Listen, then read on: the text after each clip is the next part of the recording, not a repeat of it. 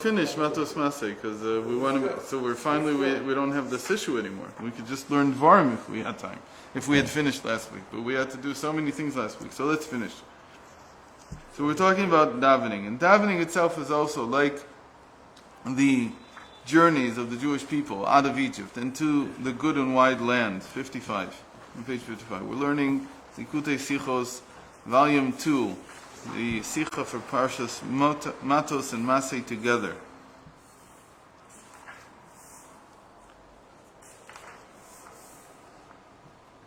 So we go up, and there are in general 4 stages to prayer.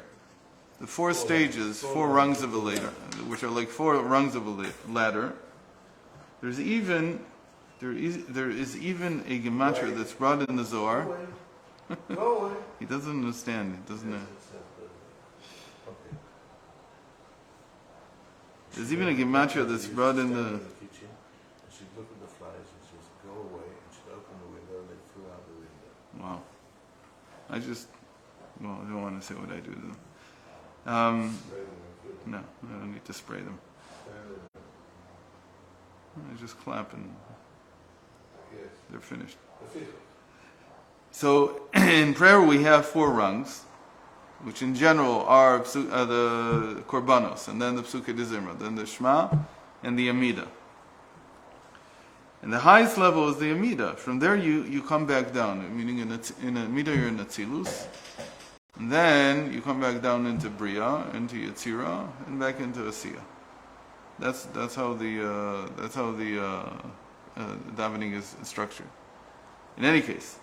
Ad letfilat shmoneh esrei, tachlit ha'ilui. The highest level is shmoneh esrei. Page 55, left column.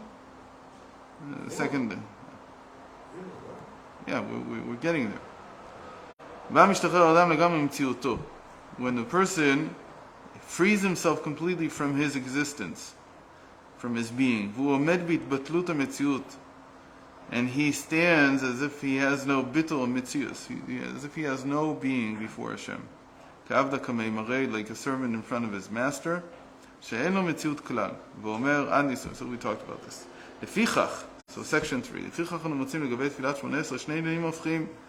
So we find in the Shmoneh Esrei two opposite issues. One is התבטלות בתכלית. אין האדם מהווה כל מציאות כי אם כעונה אחר הקורא. The person is as if he is not a being unto himself, but rather it's like he's answering, he's repeating after someone else who's reading to him what to say. Because we said, you say, Adni sfatai tiftach. You say, Hashem, open my lips. And Hashem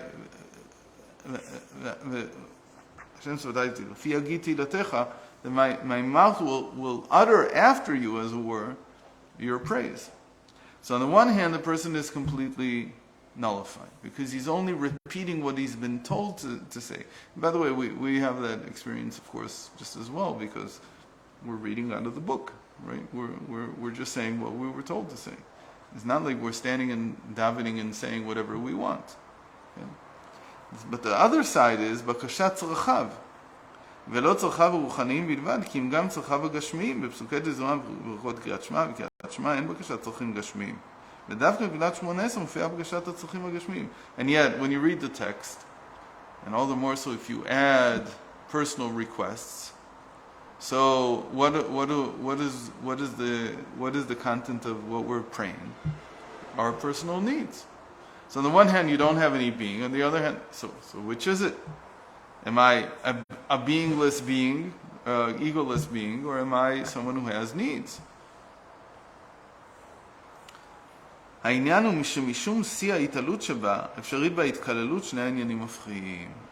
It says that once you've reached a high enough level, then the paradoxical state becomes possible.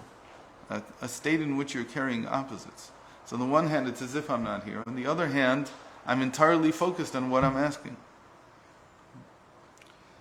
וכפי שדובר במאמר שבמקום עליון יותר גדולה יותר ההתקללות, דבר זהו מעין ההתגלות של העתיד, שאז יהיה וראו כל בשר, אלוקות תורגש גם בבשר הגשמי, התקללות שני הפכים.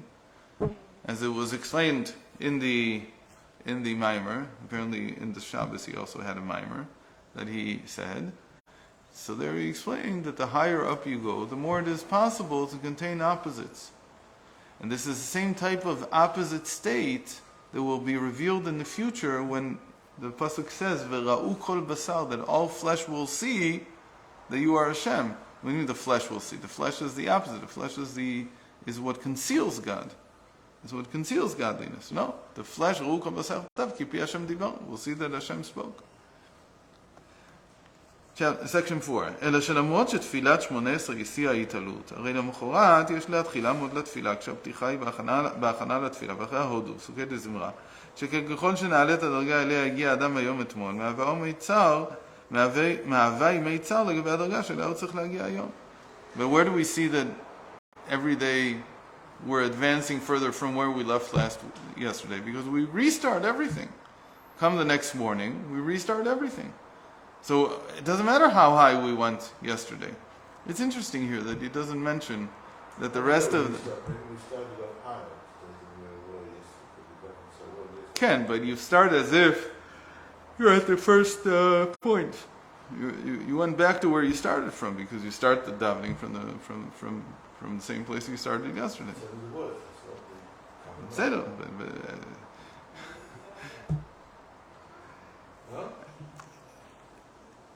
You don't feel that you're repeating yourself every day. What do you mean? It's only the words. It's not just the words. So he's saying that even if the davening, and we assume that the davening did cause a change in you, so in spite of that change, in spite of how high you went, you start from the same point, as if, again, like each one of these journeys was from a point which was already considered to be a high point, and then became the starting point for the next journey. So you reached a wider place, you reached a better state, and yet you treat that better state as Mitzrayim once you start your new journey. You have to treat it that way. So he says in davening it's the same thing, but it's interesting that he doesn't mention that the Rizal also says that you come back down. But it's true that when you come back down, you're not coming back down the same person. You're coming back down into a much better reality, theoretically.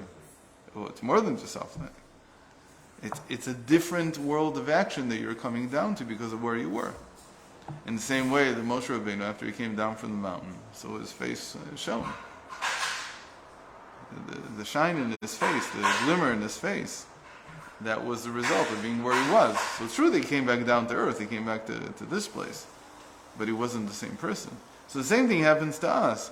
So in a certain sense, even though we've been to a very high place, we restart the next day. וכשם שהדבר בעבודת התפילה, כך הוא לגבי כלל עבודת השם. Just as this way when it comes to davening, it's the same regarding all our avodas Hashem, all our service of Hashem. אדם צריך להיות מהלך, ואפילו אחר שישתחרר לגמרי מן הרע, והגיע לדרגה, ככל שתהיה נעלית ביותר, עליו לדעת שאין די בכך, משום שגבי דרגה נעלית ממנה, עדיין יש לו זיקה לרע.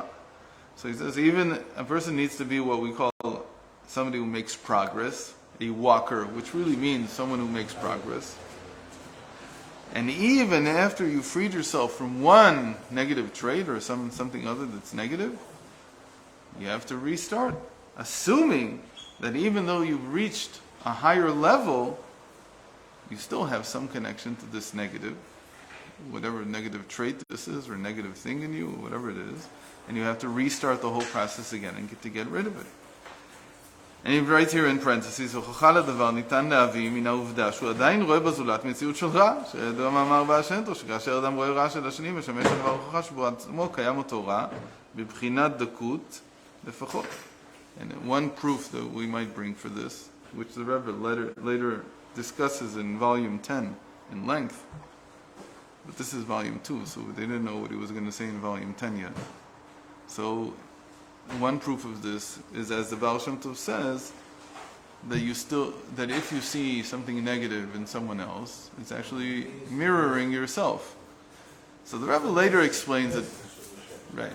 So the Rebbe later differentiates between when it's a message and when is it a mirror. Right. If it's a message for you to deal with it, so that means you don't necessarily see that it's negative. Rather, you see something that needs to be fixed, but you don't see that it's negative. You see the work. And we talked about Shem and Yefet. Oh, you read the Sichot on Shabbos? Really?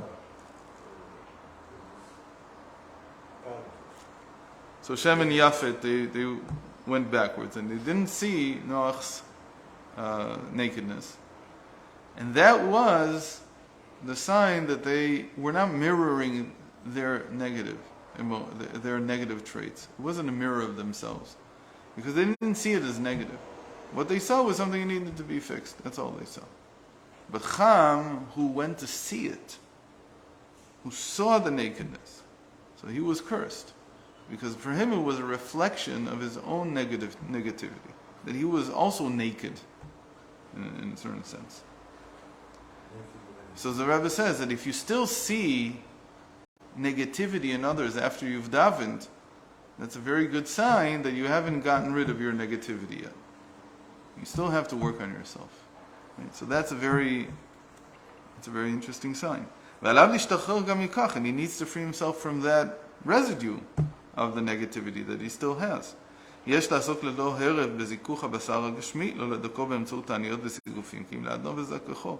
But of course a person should constantly be working on refining himself, but not through fasting, and sigufim are like self-inflicted flagellation, or something like that. כי אם לעדנו וזככו, you're supposed to refine it, make it more delicate. כפי שידוע מאמר הבעל שם טוב לפסוק, כי תראה חמור שונאך. As the Baal Shem Tov said about when you see your enemy's donkey. Who's my enemy's donkey? My enemy's donkey is my body, my physical body. Why is it my enemy's? Because when I started out working, my body is under the rule of my animal soul. And so it controls it. So it's my animal's donkey. It's carrying the work for my animal soul.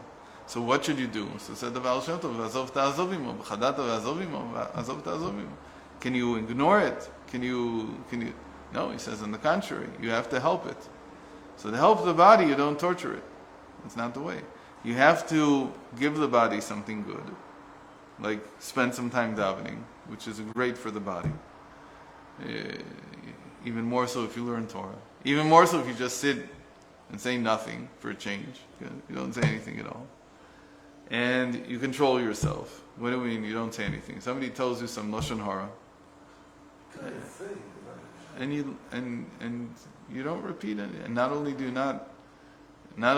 not repeat it, you do something even more amazing. You tell him, "Look, I like you very much. I love you very much. I don't want to hear this.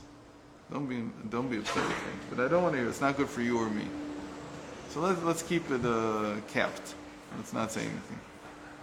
And so stuff like that means to help the body. That means that you're, in the past, before the Baal Shem Tov, they tortured the body when it felt this way.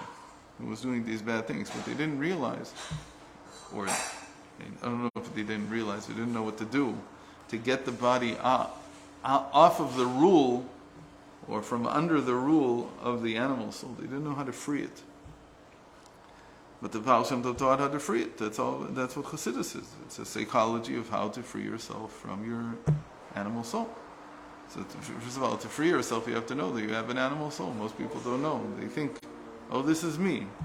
They don't realize that psychology, the first rule of psychology is that you can't explain any person's behavior if you don't have at least two souls. It's impossible. There's not a single... Most people have many, many souls. Like we know, there's many of them.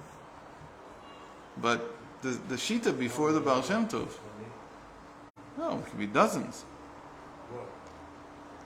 Many things. Like for instance, if your theory of disease is that disease is because your soul is so screwed up, right? That's why you have it.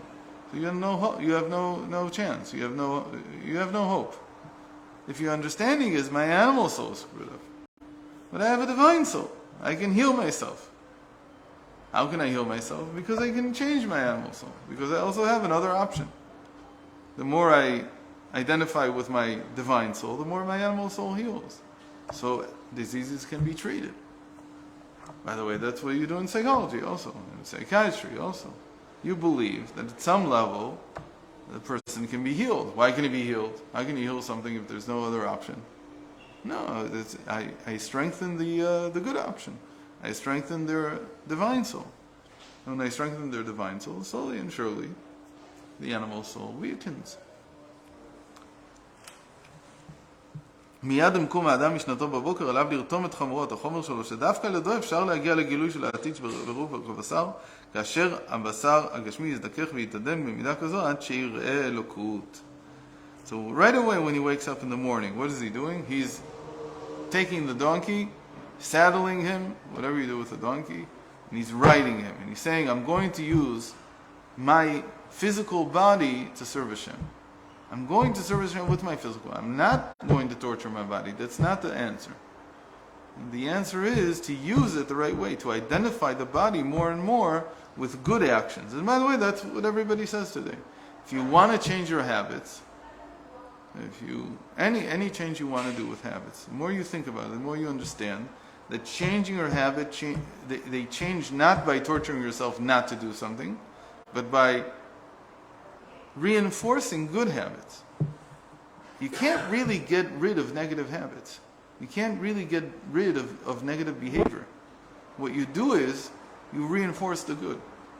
And that was what the Baal Shem Tov discovered. That was what the Baal Shem Tov taught.